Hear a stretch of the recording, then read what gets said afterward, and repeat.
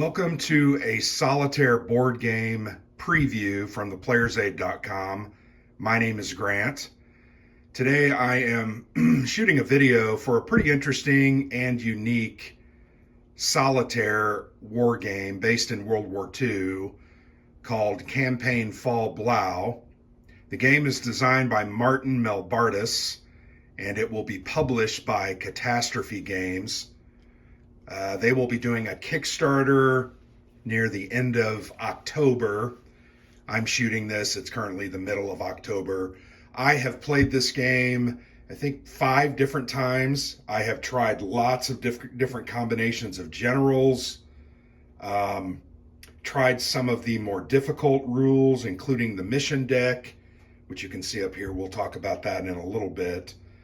I have mightily struggled, but I will say this, I've gotten consistently better, meaning I'm understanding the mechanics, I'm understanding some of the strategy, and better understanding what I have to really do in order to get to that point where I'm considered winning. The highest score that I have gotten on this game is 21, which fell, I think it was 6 shy. Yeah, victory is at 27.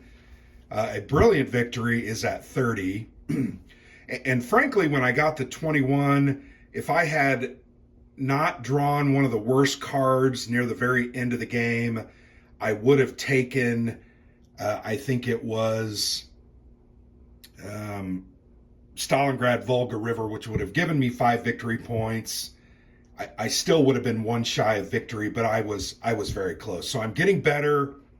The game is very interesting. And in the intro, I said unique because I don't know that I've played a lot of games that combine this kind of static system with dice rolling. I've played some, obviously, but a lot of this game is about dice rolling, using your modifiers and special abilities to your benefit, using these very interesting event cards to your benefit because you get a couple of those per turn. And it does require a little bit of luck. Any game that relies on dice, and you're going to be rolling anywhere from 2 to 6 or 7 dice when you're attacking. And really, all you got to do is roll 3s or higher to hit most of the Soviet units. Sometimes you have to roll 4s if they're in a fortress or if they're in a mountainous area, and those will be denoted on the cards. But it's got some luck in it, but it's got some interesting management of your resources. You can see here you've got supply, which is basically your oil. You don't manage things like ammunition, but you do manage oil or your supply depot. You're running against the clock. You've only got a certain amount of turns. And then you're managing your 3 generals. And that's all you have per game is 3 generals. And if one of those dies, then you play the rest of the game with only 2. And that can really hamper your success at this. So let's go ahead and dive into kind of an overview of the game. Looking at the different parts of the board, you'll notice there are 2 boards. One is kind of your campaign progress tracking board, and it also has your sequence of play. This is the main gaming area, and it's made, actually it's separated into 3 different parts. The top, which is called the unlocked campaigns, that is where you're going to keep the campaign cards that you can kind of see off to the right lined up. Once you defeat certain campaigns, you're going to unlock other campaigns and move those up to that unlocked campaigns area. So that's off board. Then you have what's called your front line. Front line has 3 spaces for Soviet cards and troops. You'll notice the red stars here. And then here are the 3 spots for your German armies and German generals. And then down below, this is simply a play aid, meaning you're going to keep your cards here to remind you that you can never have more than 5, and they'll be in front of you, and you'll be able to readily and quickly refer to them in relation to your generals and also in relation to the campaigns and some of the things that they have going on. So pretty simple board. I like the board design. It's got some historical pictures in the back. You've got a rail line here that's sabotaged. You've got some obvious carnage from bombing and other assaults. You can see some broken up buildings up there, most likely representing Stalingrad. You can't really completely see them, but I think it's a nice looking board. It's simple. This is a prototype, so keep that in mind. This is an 11 by 17 card sheet. So I'm sure it will. I would love to see them do maybe a mounted board. It's not a huge deal, but that would be a nice touch. Then off to the left here, you've got your campaign tracker. Let me go ahead and remove these cubes and kind of bring that up closer to you to show it. Once again, it's a card stock. This is 8.5 by 11. You'll notice here's the turn sequence and your various orders that you can do. You can really only do two different orders. One is advance, one is attack, which is listed here, and then the other one is consolidate. Then you also have, it's a special order. It's not an order that is similar to the others, but it's called reorganization of your front line, and that's one you can do at any time during the turn. It does cost a supply, and you only have a limited amount of the supply, but you can reorganize your frontline troops without exhausting them and make it so that you can get maybe new and fresh troops in there. Or you might have, for instance, you'll notice these say Fortress Buster on the bottom of von Salmut. He's got a Fortress Buster ability that is better against fortresses. I don't have one of the Mountaineer troops on there. I like these two armies. I like their abilities, so I've got them out there.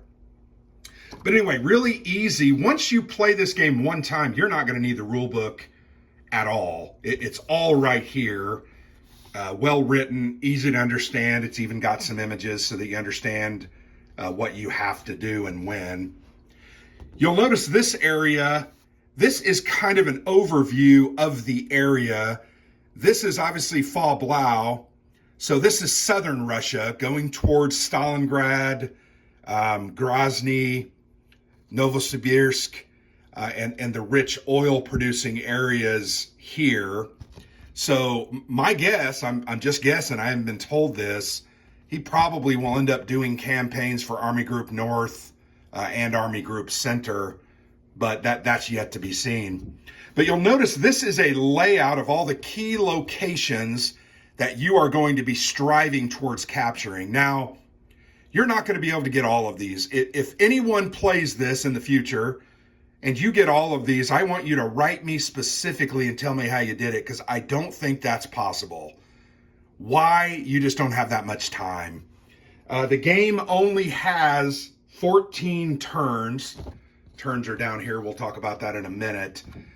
14 turns, and you have 3 actions per turn. That's only 42 things you can do. You just can't take all these.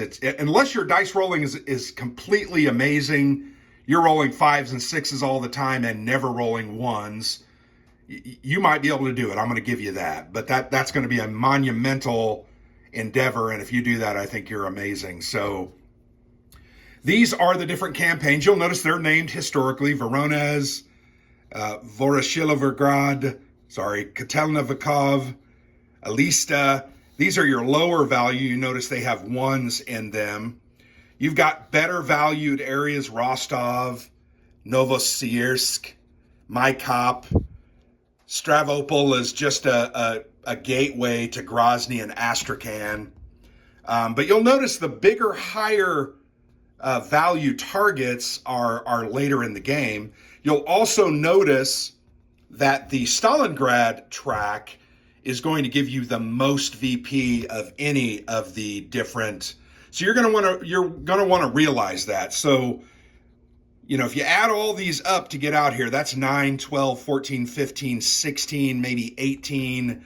You're still going to be short, so you're going to have to go down here. This is a nice group. That would give you an additional 6. All of a sudden, you're at 24, and then you just need one more to somehow pull it out.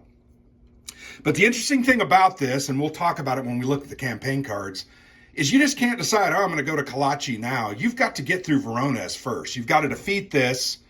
This is then going to unlock, and I'll show you here in just a minute, it's going to unlock this track and, which one does it? And Rostov. So it's gonna unlock both of these, and then you're gonna have to take those out to unlock these and get to these other areas. So a really good graphical representation.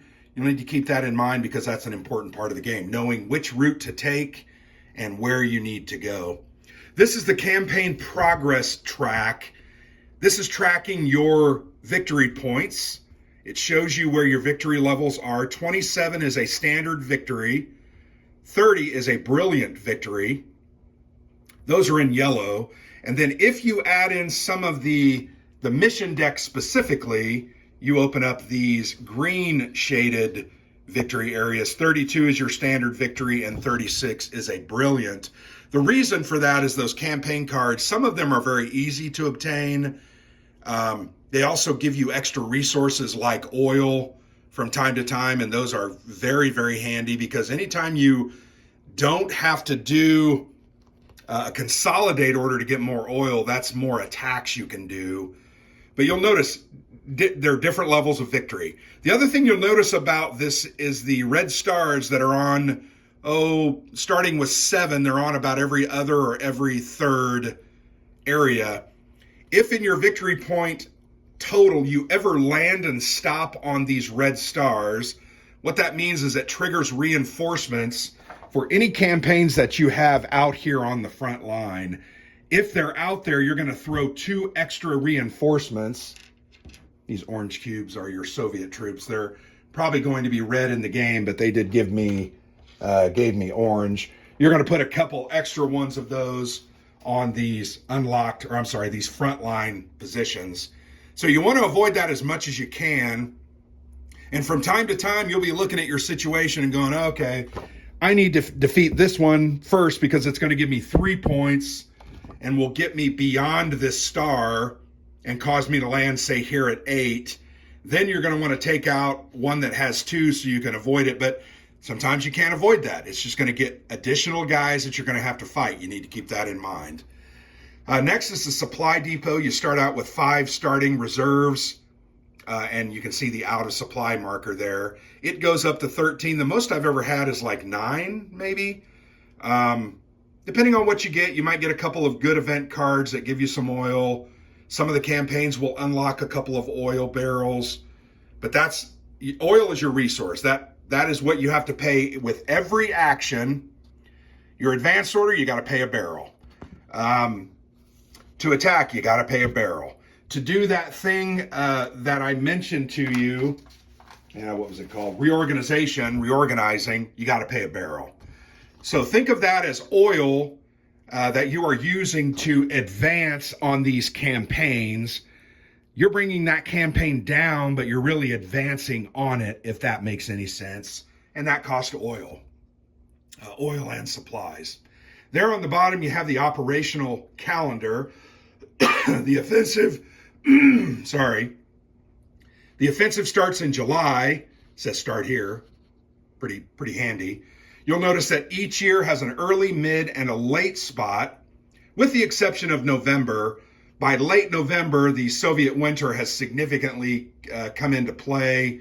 The Soviets have gathered themselves, and they are going on the counteroffensive with Operation Uranus. So that's your turn track, and that's how many turns that you've got. Remember I said there are 14 turns.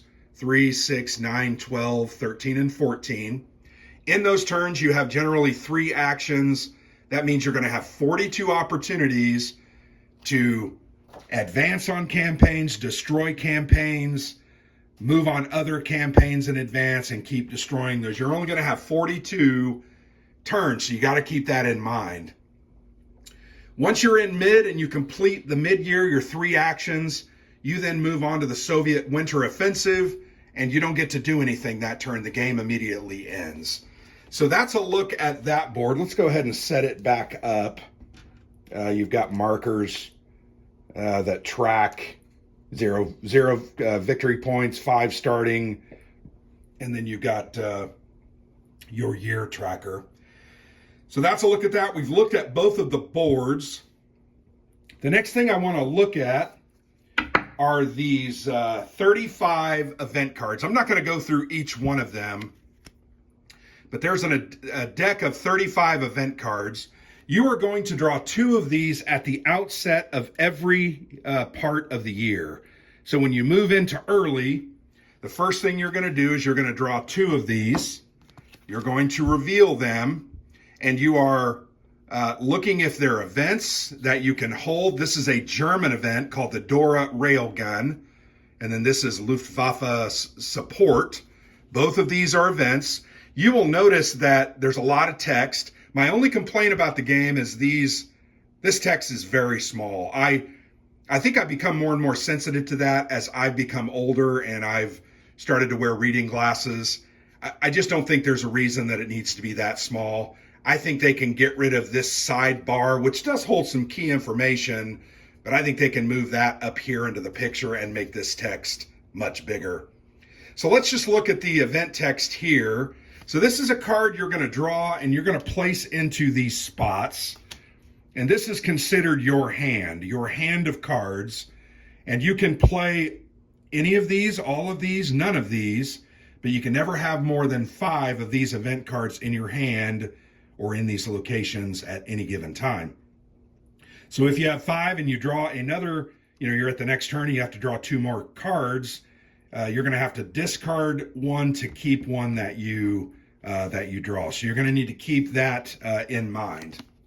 So real quickly, let's go back to the event text of this card. The other thing I liked is it does have some historical flavor text at the bottom, helping you understand what this Dora Railgun is. But you'll notice this says, play this to make a separate attack against any, that's a fortress campaign card. Some of these campaigns have fortress icons on them. This attack is made with 2 dice and ignores all modifiers. Now, why that's important is a fortress or a mountain enact a -1 die roll modifier on you and make it just harder to hit. We'll talk about combat here in just a minute. The other thing I really like about most of these events is they have a this or that.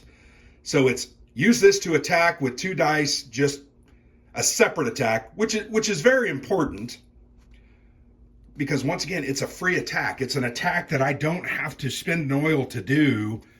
And there may be a card up there, a campaign card that has 1 or 2 guys left on it.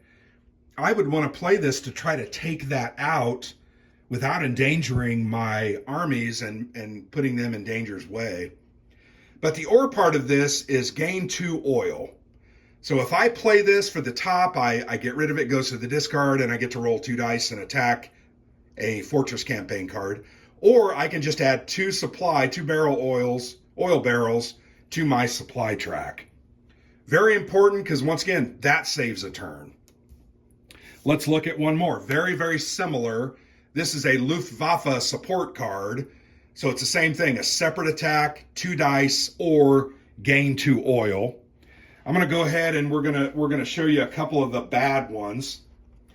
So anytime they are red and have this icon on them, they're special events. We'll talk here a little bit about that. You'll notice in that sidebar, remember I said they could get rid of that and maybe do that in a different location. I think they could just do that up there, get rid of that and make this text bigger. But this card, when you draw it off the top of this event card, you're going to look at it first and you're going to stop everything you're doing. You're going to do what it says. This card says add this card to the highest VP campaign. Add 2 reinforcements to the highest VP campaign card on the front line. Right now, I have no frontline cards. That would be a perfect card to draw at this time. If this card, Voronezh, were here, I would place 2 additional units on that card.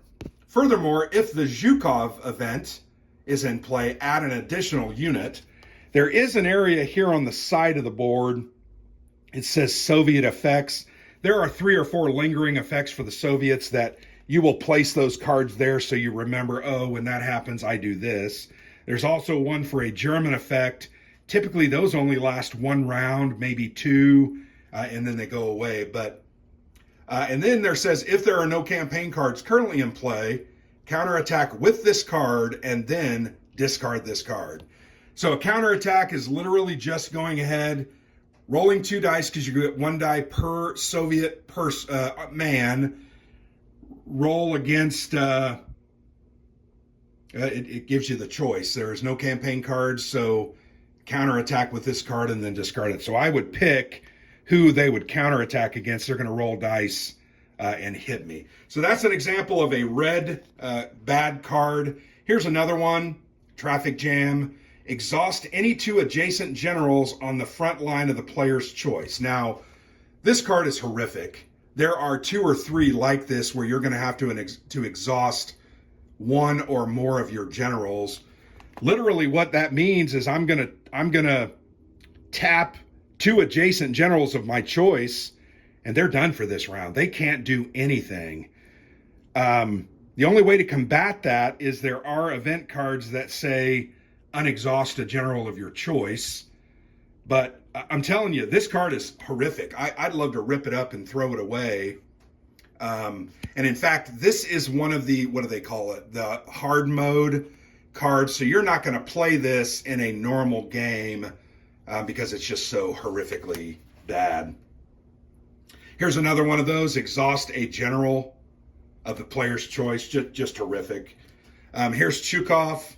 While Chukov is in play, the player may not use any Luftwaffe support or Doro railgun event cards to attack any Stalingrad campaign cards. So those are specifically Stalingrad. There's only 3 or 4 of those.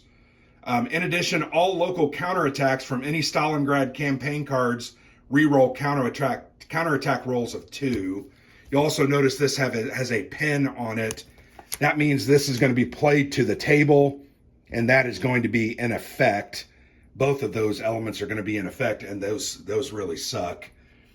What's going to happen when a Soviet counterattacks, they're going to roll 3d6. I'm sorry. They're going to roll a d6 for each one of the units on the campaign cards, and they're attacking the generals that they're on. So that one has 3. That's why it's 3d6. Sorry to confuse you. You roll any result of a 1 is going to do a hit on one of these armies. So let's say they're attacking my 1st Panzer. You're going to lose a guy. You're going to take it and throw it off into the supply, and that's considered a loss. A 5 and a 3 are nothing results on counterattacks. Only ones hit on a Soviet counterattack. So there are times where I've been rolling, hey, 3s, 4, 5, and 6s all day. Don't take many hits. There's other times that I roll a ton of 1s. Also, if you are attacking a fortress or a mountain, that -1 DRM will turn a 2 into a 1. So you're going to lose units on 1s and 2s.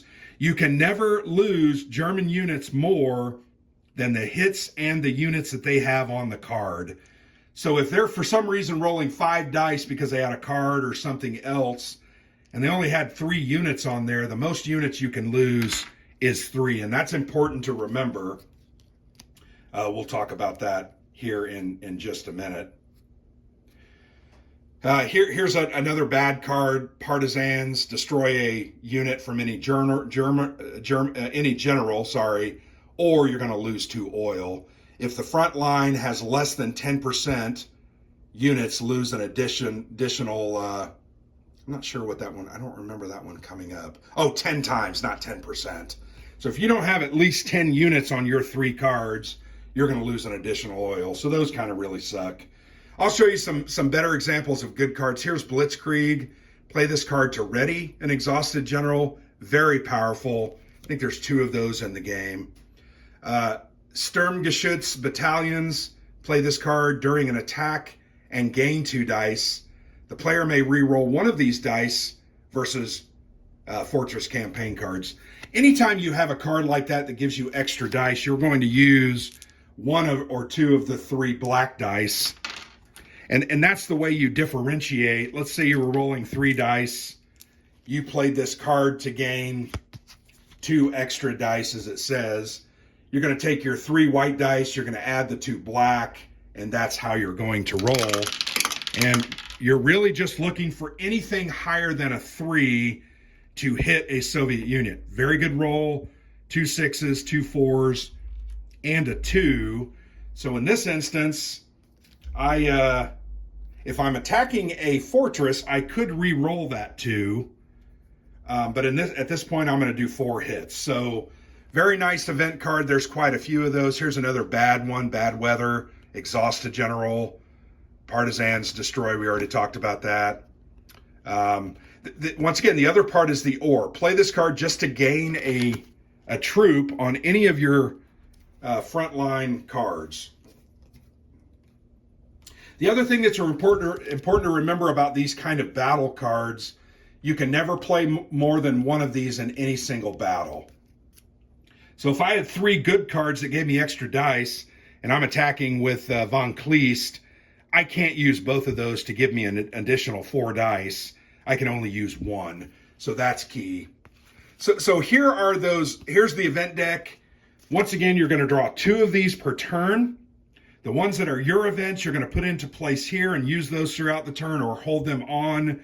Or you're going to play these red cards, and those are all bad things, and you're going to go from there. All right, let's move on to the campaign cards. I'm going to grab just a couple of these to show you how they work. There are 7, 8, 9, 10, 11, 12. There are 15 of these campaign cards. You'll notice they say campaign on them. Voronezh, this is the victory point value, 1, 2, and 1.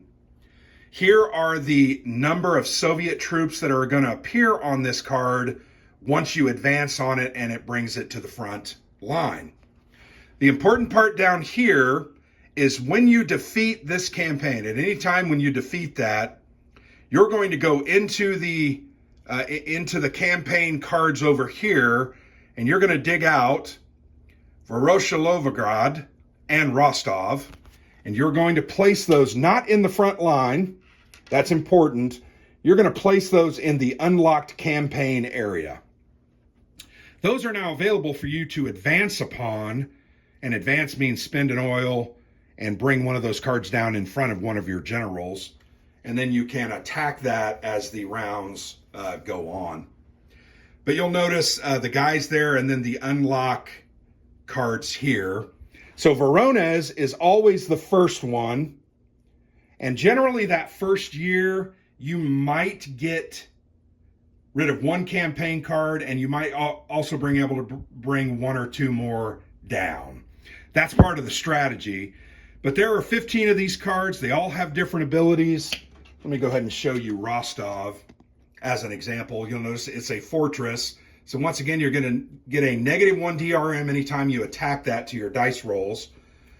This says order 227, not 1 step back. Once this card is captured, immediately add 2 Soviet reinforcements to each campaign card currently on the front line. So because of that, you're going to want to be careful when you defeat this one. If there's other ones down there, you're going to want to kill that one first. So that's where the strategy comes in. But you'll notice it's going to unlock these 2. So you got to get this one defeated to get the next 2. And then the next 2 will unlock some more, etc. There are some dead ends, and you'll learn that through playing and be able to figure out how that works. The only other thing I want to talk about is the mission deck, and then I want to show you the different generals so that you understand. I'm going to go ahead and put these cards up here. I'm just going to act like they were, I think that was the 3rd card that I drew. So I'll put that there. I'll put it back like that.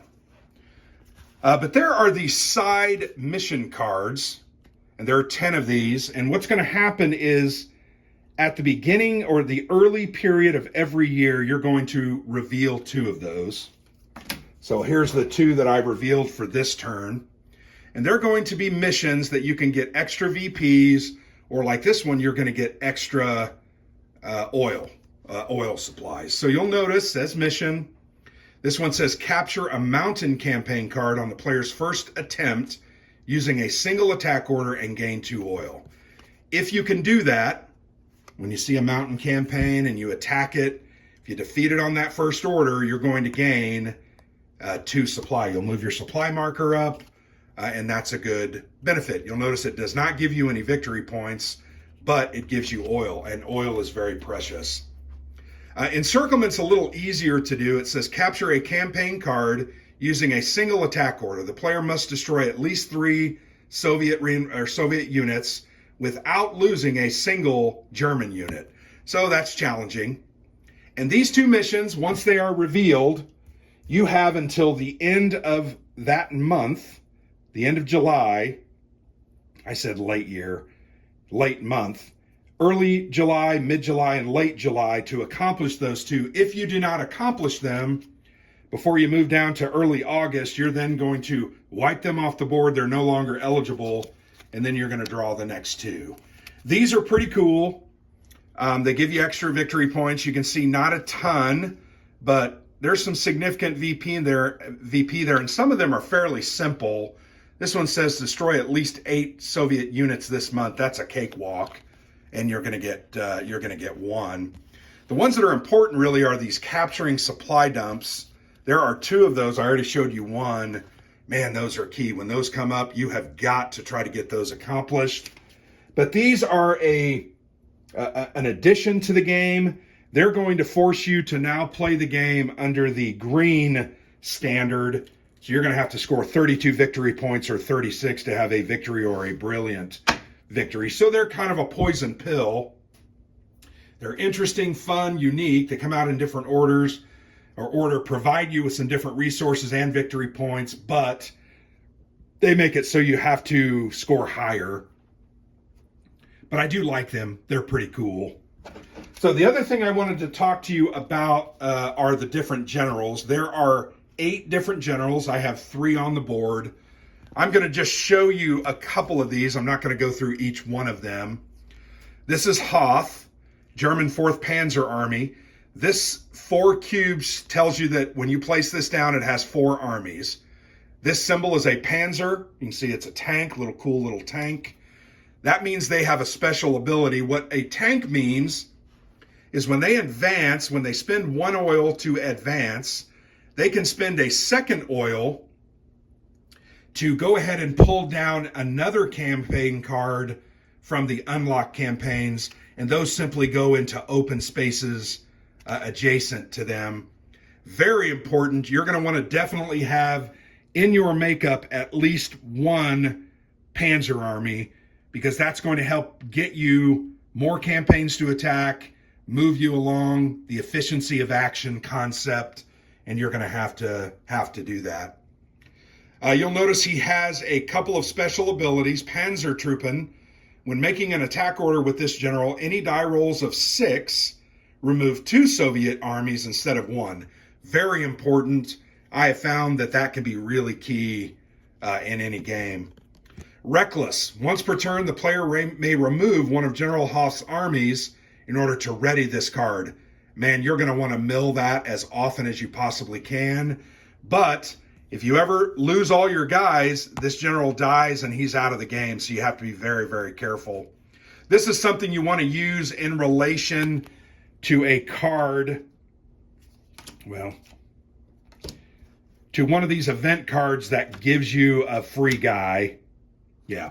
So for instance, this card, you're going to want to just play that to go ahead and throw a unit back on that general when you use that. And those events can be played, the ones that are in your hand can be played at any time during the game. But that's Hoth. Let's look at von Manstein, German 11th Army. There are 4 cubes. That's an infantry symbol. He's a brilliant commander. When making an attack order with this general, the player may re-roll up to 2 dice. Very important. If you roll, for instance, if you miss, you're going to want to re-roll those dice that you missed with. And you can only do 2 of them. Or if you rolled losses on your own from the Soviet counterattack. No, that's only when, yeah, when you're rolling ones on attacking as well, you're going to lose guys. So you're going to want to keep this so that you can re-roll dice. Very important. He's a fortress buster. When making an attack against a fortress, only remove one army on a natural roll of 1. Remember that -1 DRM from fortresses make it so a 2 or a 1 can remove. That guy says you're only going to lose it on 1. Very important. Ruoff, German 17th Army. You'll notice they have 5 guys. The infantry symbol.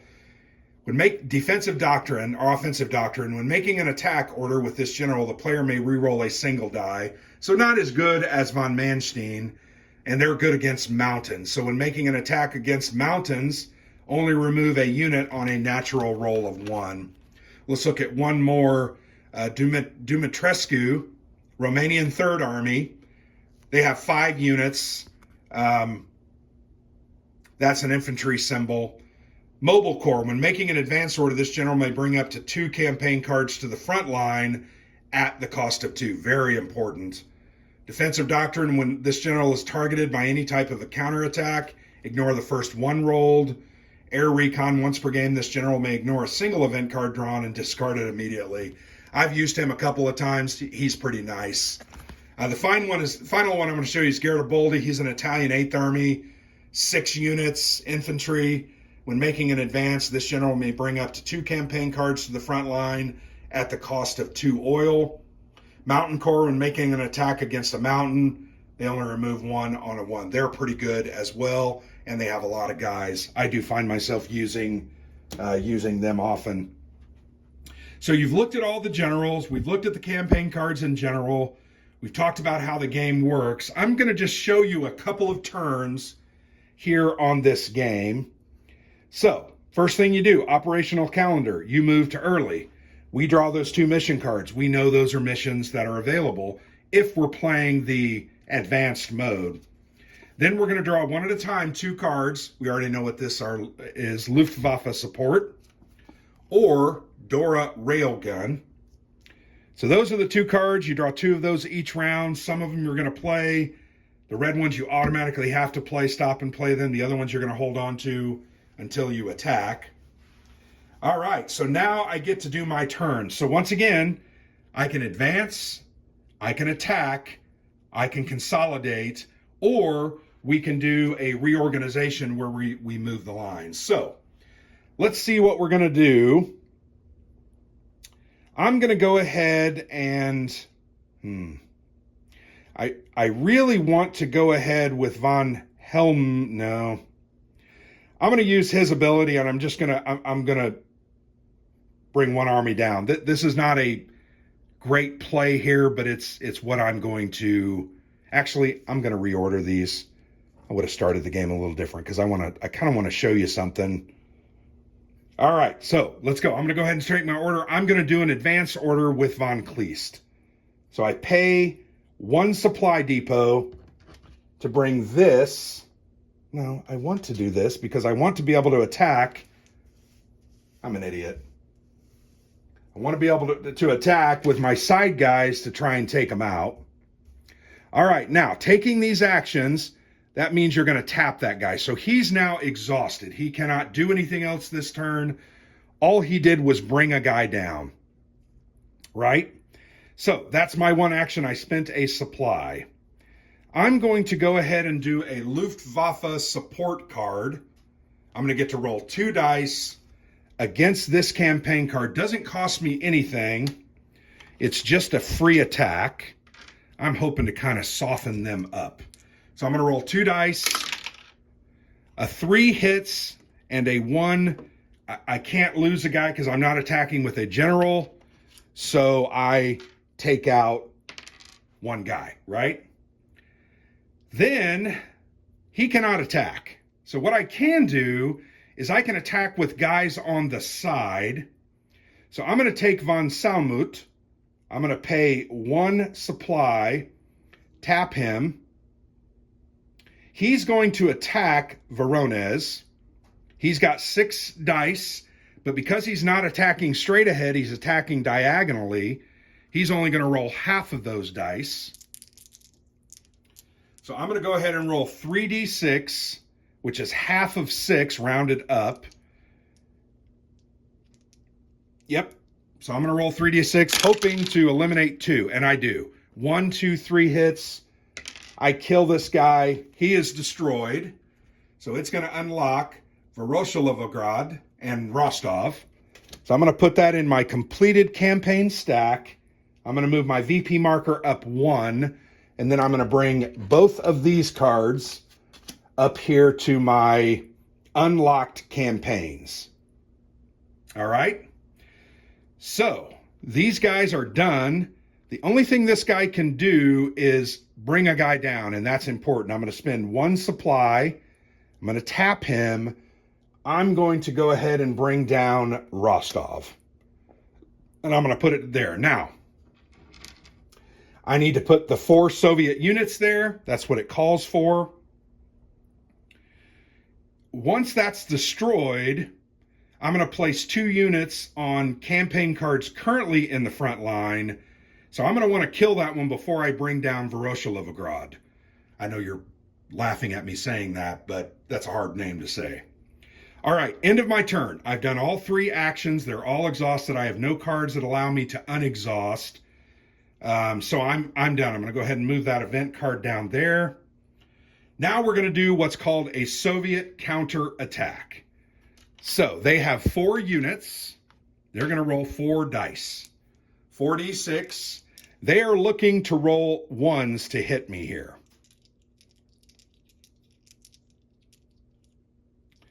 Okay. Oh, I forgot. I'll look at this. Okay. So they rolled a 6, a 4, a 2, and a 1. So I am going to lose 1 unit. Bollocks. And that's the end of the counterattack. That attack is done. So that could have been a lot worse. I did forget this ability on Paulus. So I'm going to show you this. At the beginning of each month, excluding the... Okay, so I didn't mess it up.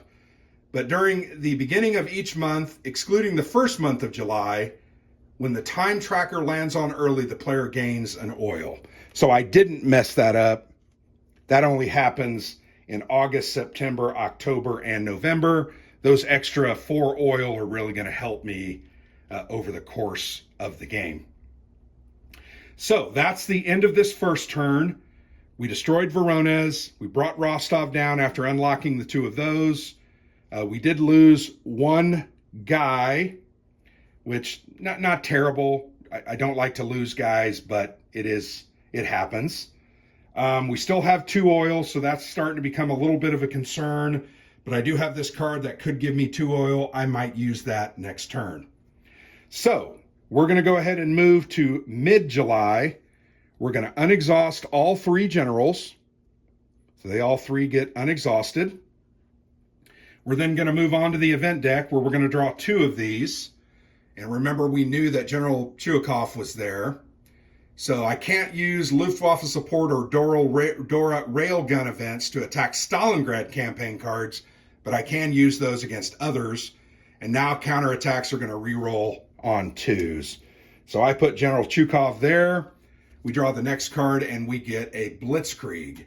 So I can play this card to ready a general. I'm going to use that to great effect this turn. Let's see how this goes. This is probably the last turn that I'm going to play.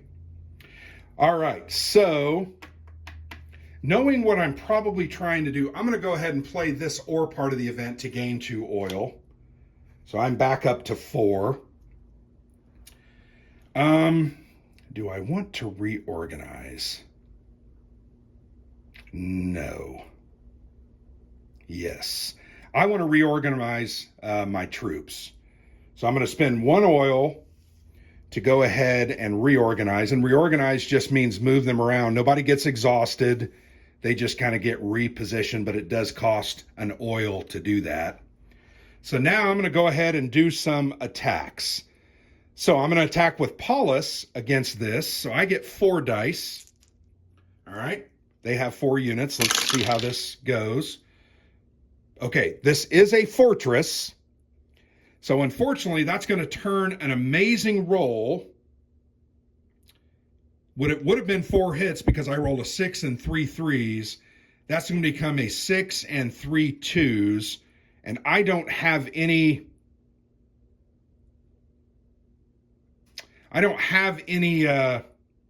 re-rolls, which is a bummer.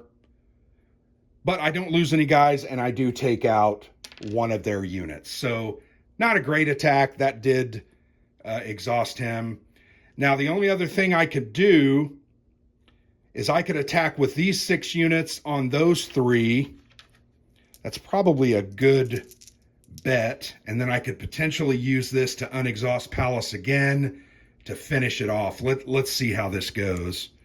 So we're going to roll 6 dice because they have 6 units. And I'm attacking diagonally, so I only roll 3 dice. You always have it. So 3 dice, looking for 4s, 5s, and 6s.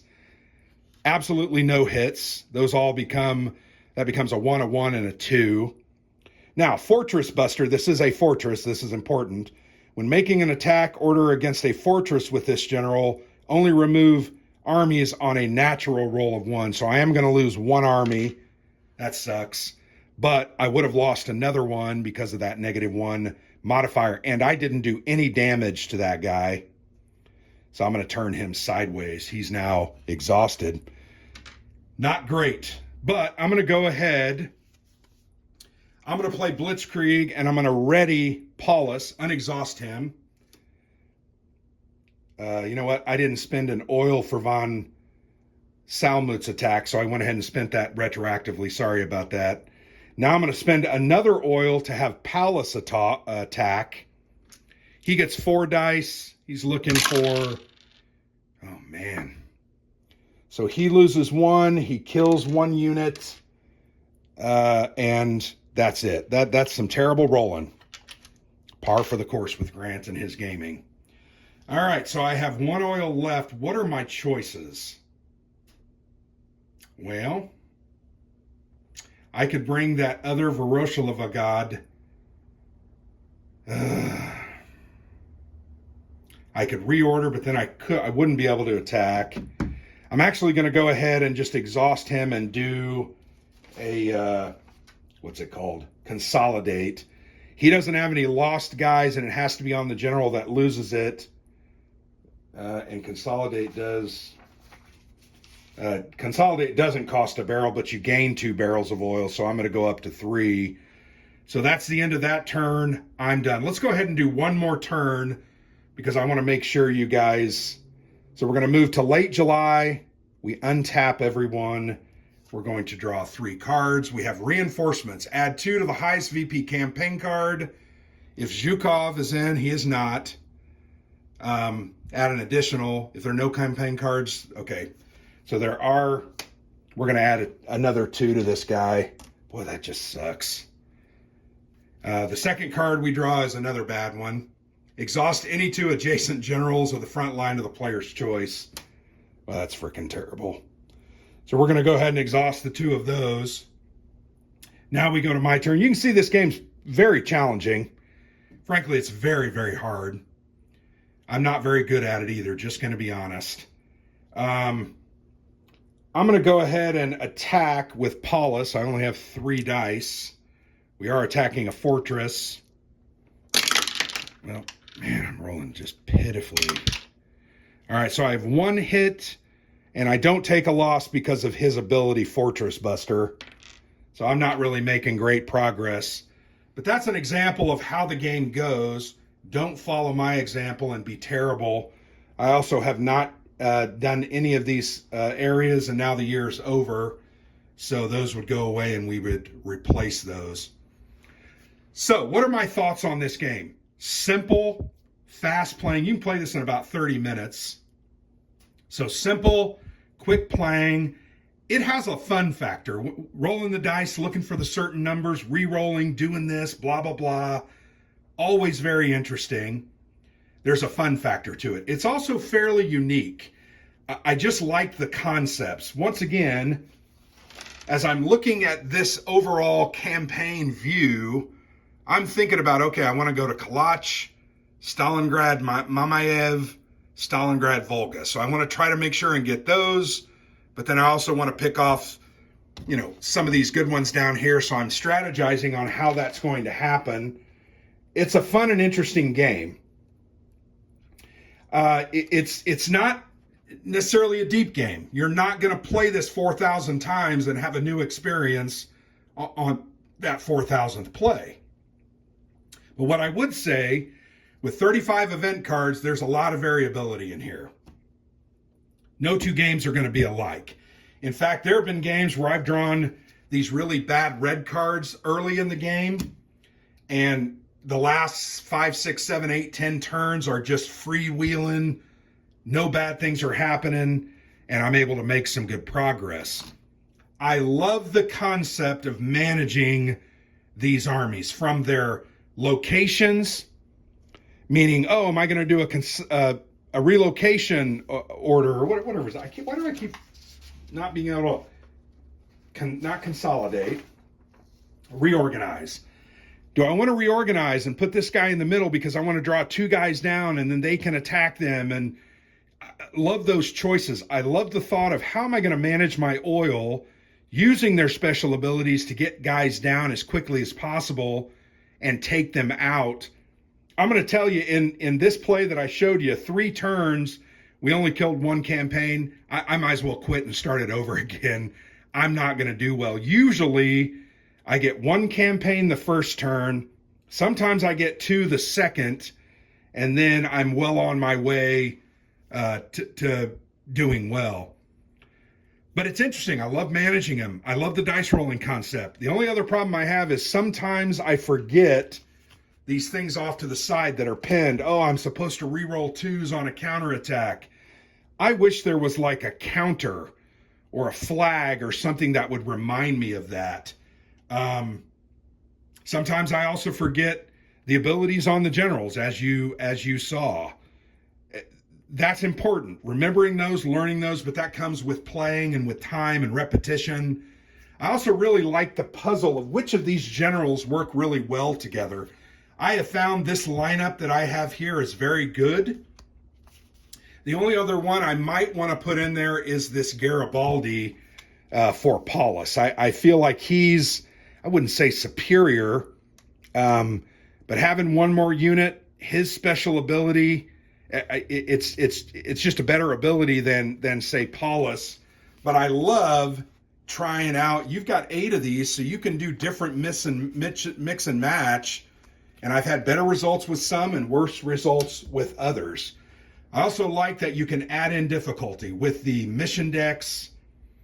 I forgot to tell you, you can play without these 2 events. See that skull and crossbones?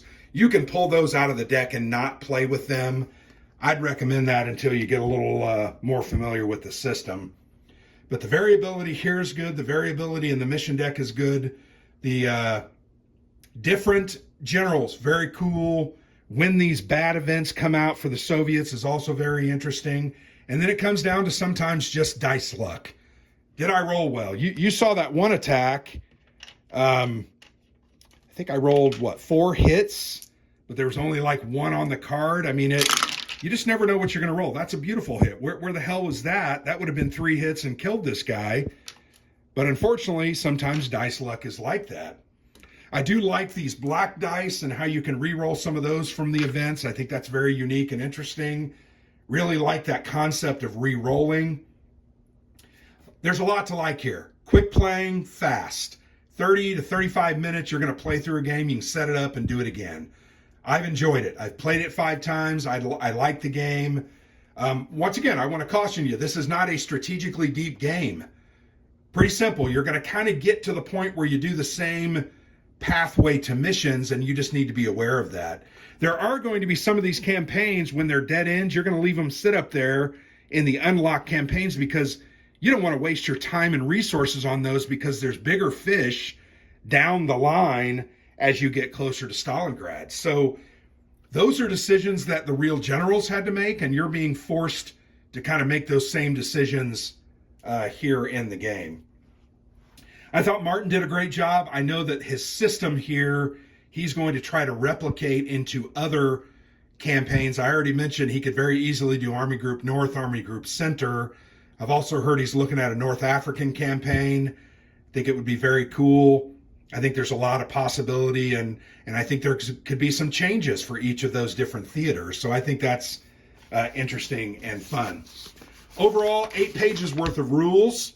You can see the designer notes is page 8, so really there's 7 pages of rules. Fairly well laid out. There's good examples. I felt like it was easy to understand. The iconography is nice. I really liked it. So there you have it. Campaign Fall Blau coming to Kickstarter from Catastrophe Games. Check it out. Solid company. Catastrophe's done some great games. Judean Hammer, USS Laffy, their most recent one, Zermatt, one of our favorites. Really solid game designs, and I like the direction that Tim Densham is taking the company. So thanks for watching. I've been Grant for the Player's Aid.